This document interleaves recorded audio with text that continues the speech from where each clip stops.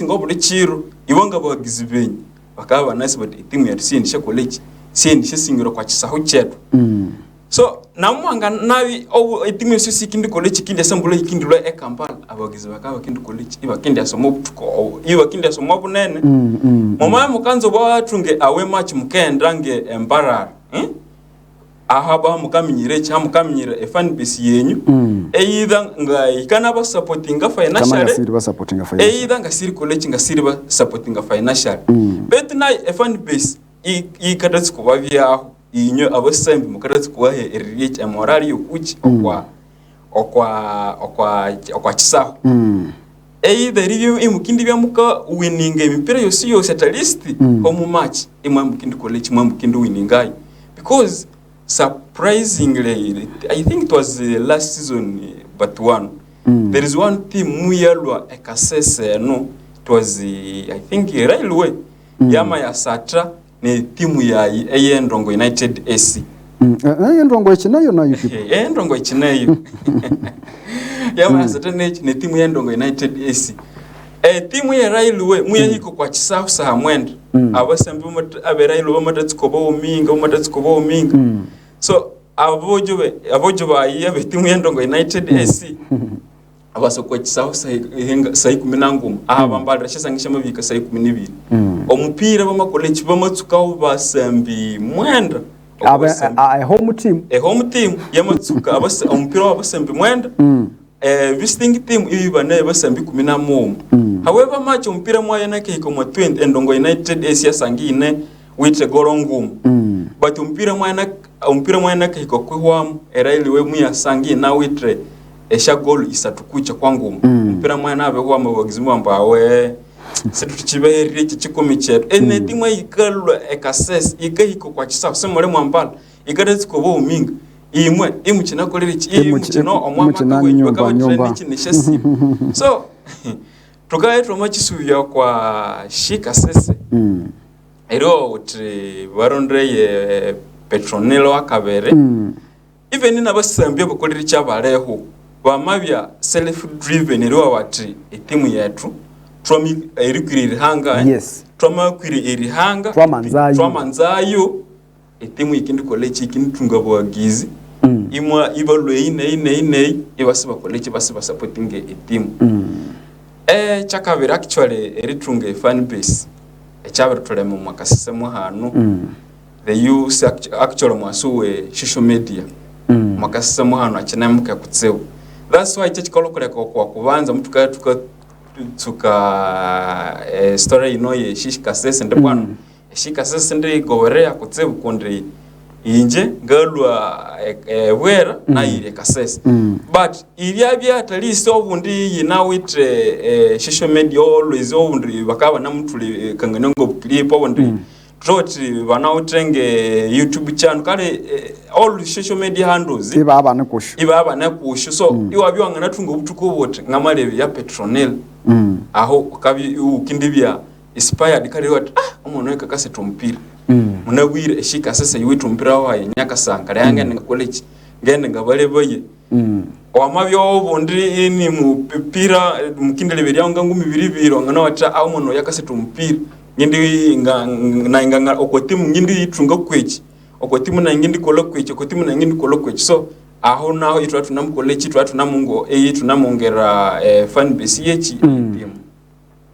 Okay, but basically in the fan base yungi I think to me abandu betu bakaye kubutu kuba kuluhya vibrant we are tired because nje buli kirunga berekira bawagize every day mwasimulebe omupira mwasimulebe you feel that people really banakukwamiri kaye ukekano mwa tukatu nakukwamire by the end of the day ukoke kwa satira abandu sibakuliri bati esibale yiba kunza amani but in football management there is maybe what we call a recruitment in every sector alangere into sport omwaba wagizi abamu ni abandu babo abubakuwa by the way esa no bamakutuma bangana bana bambujoka usonda abandu banyebula but bambu vibrant tatu sonderi abandu ewaba abantu so there are people who know how to mobilize omundu na mobilizing abandu na kolati inabatunga so she should identify those people and by next season because a struggling yeba ma struggling amweno obuli timu weekend asa na ikanzi risi ya lomwachi omwa league, and of course obuli team ikina sana chienderwa chayo. So enengala sabe team yeshika sese, and they need to identify abandu abo abali good in mobilization balangire ndeba mama mobilizing abandu. You just need abandu abawagizi ngabe kome bisatu. So taba tuchu municipality muhanu omatunga abawagizi bekome bitano abali solid vibrant omakano kuhanya abawagizi abakasa atenga abawagizi abakabwende ndu ngumya abo ali abasamaliribo mupira abyo nomwagizi wo mpira omwagizi wo mpira yo wakabye ho mwabobe no mubobuya, but is a fan of that team. So omwa municipality muhanu amatunga abawagizi nga 50 ukaikoma busongora no thukatunga 50 ukaikoma bukonzo west 50 ukaikoma bukonzo east west east 50. Those are 200 fans abali solid owanga banangu 5 in a game. Ewasanga at least mpira owa away ninga home already unaucho bukadebwa ngabo biroboka kola wote obukatandikirako. So recruitment should not be just libende obuli mundu useselebo omupira. We all need people abantu tokabanza obwa mutimasi mulebo omupira, but those people abo bakani basamaliri bo mupira mubakonge base, but you should have a fan, a true football or a club fan okabudi njengali mwagizi wo mpira no mujozi enanga naula banyani mitwalo 5 kapitolo kwa watu mujozi wenyu manyakaraba labiri sine nditwa mitwalo 5. You get, he should be valuing a chindu che club chama quality echama mahulucha. So eshika sese ngala sabende management yayo chindo chamu chikole kuluba echa kabiri valuation ebitwe byetukabwa hani ebitwe bisiya yebiri tekeni ko bindisuwanga bibuwa mwikala ise mu evaluating it much as we have achieved mama sialo ma league. But now what are the problems ebya mu support yere kolako mowa nebende ebya mu support yere kolako maybe ebekasira hwaho, but specifically in maybe technically chindu echindi elangirende at least mama siyaza basati benyu obunga belangira vibrant hani abasati ngabasati baba bukali abaye. Remember team yeshika sese ye abakingira elite baba na uta basati ngababiri abashumpira. In fact habya Zian hamabya na Gloria actually nibo batakwa performance yambu yangaba kaenda no elite yaho, but at the end of the day they came and release these players. Inja vibrant ulenga kubwire sindi ngalemo moko abandu abakabwindi omusecha wote yetu opportunity yewe. For example, in the Kampala Queen yama kwanza, you can go. But in which extent? And so angambra out esahenu right now tukaya ndo makatale ahamberi yaho. Ewasanga ndisika sasa yebi hako ba superstar bayo again. Abalu bahambiriye team tukalo kulangira actually producer ande galanza utusuba yo kwa kapande kali ake mpira we team yeshika sese oyo bakamwetamu katusabe, one of the best players oyaba utu mashika sese. Then trade ina kande kapande kalia producer ande akande kali kwesha goal 1-1 kalia. There is this lady called Yes Buterev Kukundakwe. This Kukundakwe Maculate omwana oyo, she has improved awakata lulu kwa shukuru ye shema. She is one of the best players etimu yeshika sese by which sahenu out kwa hano. Why am I saying all these things inde? Ukanda yisanga instead libi mwaganesi yazi abasati benyu, then you release them to go just because somebody will give you a point and a team to singiri mwikasa makolayiti yama manza yama mfala. Me I don't believe in such a kind of things. Keep your best players okwa timu, because the team yeshika sese to make matters worse, it is very hard even to convince a player ela sukwachi okwa timu yenyu. So the moment that you mukendi bya mukarelizinga abasati baenda, that's where we are going to find problems. Ziani mwaenda, of course namakano kwa Ziani haima na Gloria. These players mubalo kwa timu yeshika sasa, but at the end of the day yabaenda bama kwamba again bamasubulia Ziani ina ni off form totally. Si Ziani wetwabya twasi Gloria ni kwa Maroons naye sale sata matches anaota opportunity yaribina ngana soma. So all these things in the abasati bamabenda bakalo kwa timu yeshika sese chibiche rireberia kwenda, at least we should stop here lizinga abasati betu anyhow gamfula isi tuwutinde amazimali ati twamakola tuti twamabwindo omusatyo namaenda ali mature enough akaya satra kaba kamwirira omupira maybe anga nabi ya called to okwa national team. Munalangera okwa mpira we oyubasa ompira oyubasa tuyuwe kawembe muzire moyo actually coach owe timu yabakali erihanga Sela Putas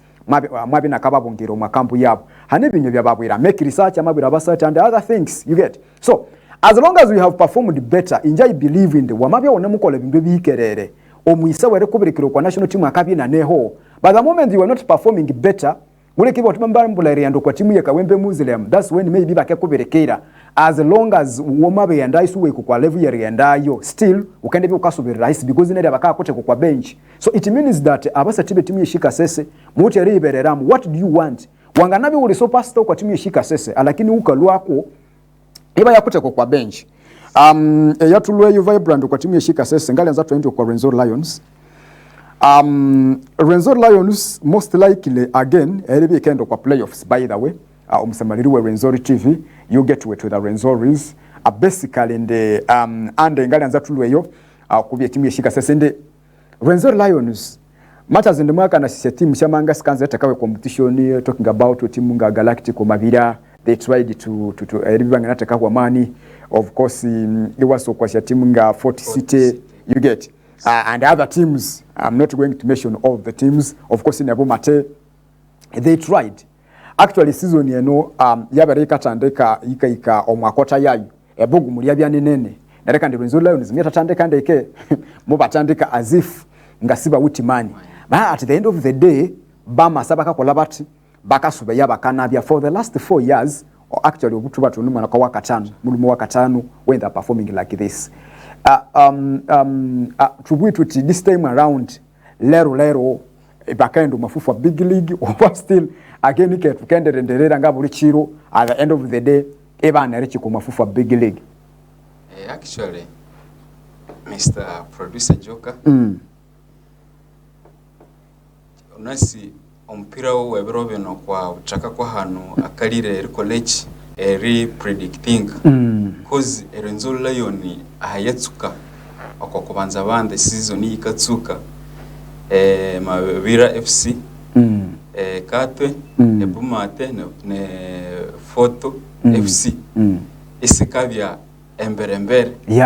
uli mundu si mwat Rwenzoris Lion actually Mavira mye naikirino bufuku nayi irikutsigibwe tekanze playoffs yama college yama hamba echimeza almost played like ebugo mwana mu municipality abantu bamalabirire say yeah the team is really doing well. Focus actually mpire iringine yosina mu college ne musingaye trauma hika o kwiunza chinanga actually first phase eyo kwanza banza ebindu ibyo nakolere ibi chinakalire so trauma tukasa omwa chakavere Rwenzoris Lions yama college yama hirawe performance actually Mr. Idi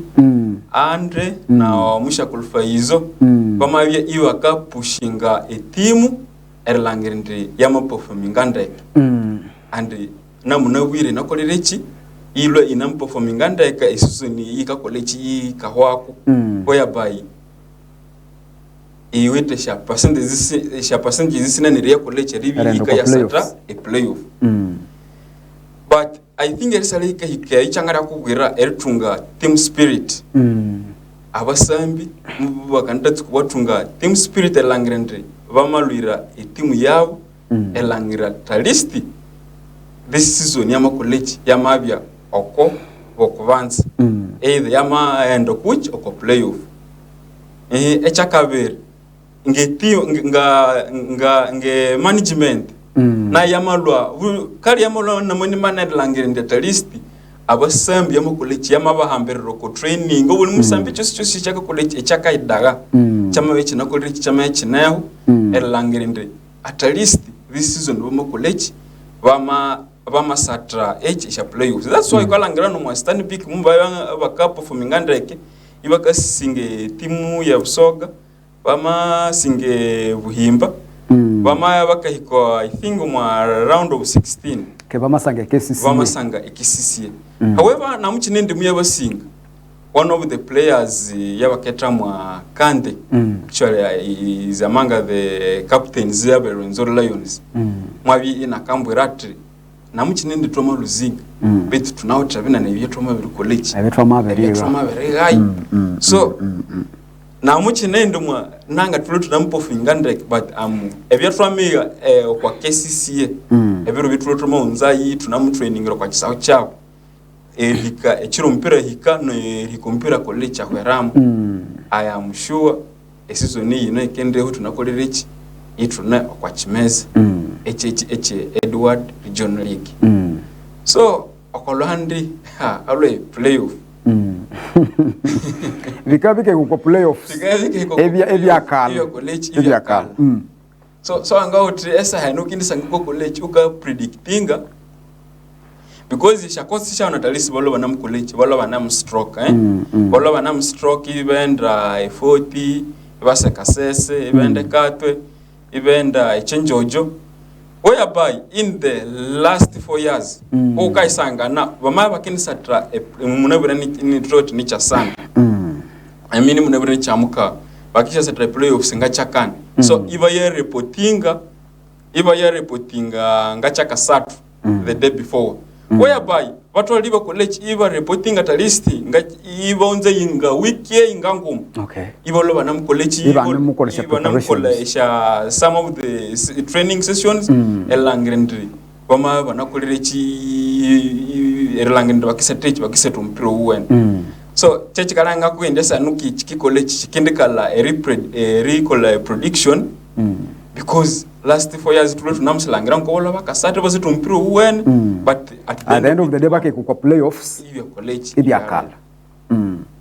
but now okwinje iye Rwenzoris Lions sofa omwami akitano inutubuye eriko eretabe bana ibana lidingire kimeza che Edward sisi chikola makuru.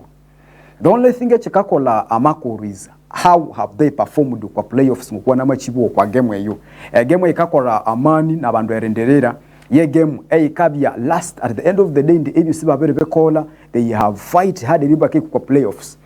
now ndio botsibuba sibo abani kukuchi okwa that last game a lot of things every omwakitara mu Han region ebyabandu batiteka kwa mesu but I would like maybe to highlight some of the things ebekaleka amatimu nabya akala be playoffs kamina kwa level ya hisi inasubo kwa level ya whole the likes of Buhimba United Saints actually in Boma those are the teams I think it's a team ibili eshama BBC kaenda Rwenzoris usini mukolaiti ni musigala then of course I think in Kigezi Homeboys now basically what are the things ebekasate playoffs. Number one, at playoffs, it is general preparations, experience yabasati, high man experience yaba coaches. Nicha mani na kutse, but I'm quite sure when the wamaka ni kwa Idibo Kenya, of course Faizo, and I don't know who is coach or what team Rwenzoris Ande, yes. So these people they have been there. Ebe umabi kwa timu ya Rwenzoris bikabale mesaya. And bakabake kwa playoffs iba tukeripapukana iwa ngoma bare bingeteke niko timu bamaleta yende you get iba tukeripapukana they want to iba tukeriwe binywa bakola bat second on that echikasa sasa yabandu be playoffs is the technical part of it technically match football wise in this playoffs it is not a game excitement playoffs so lesambaza excited just because you have been leading Edward, so uliwa money, so now twamendo kwa playoffs you are going to win there because omwa technicality eyo mwamu tukasanga na vibrant no musamaliriwe Rwenzoris aba mafia yabo mupira mafiolism that control the game and you like it or not you will find them there wanziri. How do you beat this mafiolism? Now it is a question to Rwenzoris Lions because omulumo oba mabere satemiru mi saying angisatwe yi they know this chenga kanachi nuba natures it is not new omundu Kyebyamasatha kanyiterera when I talk about the mafias of the game because omwagize buli cheru sandi byakalenderera olumburuka buli batwibiri iwesi wangiba njanga nakirama na ruba kanabula omuntu kubo bololo NRM ya twibiri so now usu wangiba can you also si wangibo bololo kama na usu wangibo mupira that is the question mark is can you also be part of this mafiolism kind way single mpira that is Rwenzoris Lions. I'm very sorry to say this but that is it. Like enough for mupira sali wakendwa kwa police this is football. Yes. Now how are you going to handle this mafiolism? It starts with the body governing eyo mupira as a FUFA in as far as it is concerned. I singe ndichibwa hano how Rwenzoris Lions can do it or to me because I have my ideas kunga chirengekana Mr. Vibrant no musamaliriwe Rwenzoris TV I have my ideas and this time around we would be using this as an advantage echangalegekana ya chamabi chechu ni tutiri chikoresha because as I know it would be on record but I don't want people to umpira beribi bamba joka mwabo at ABCD I think Rwenzoris Lions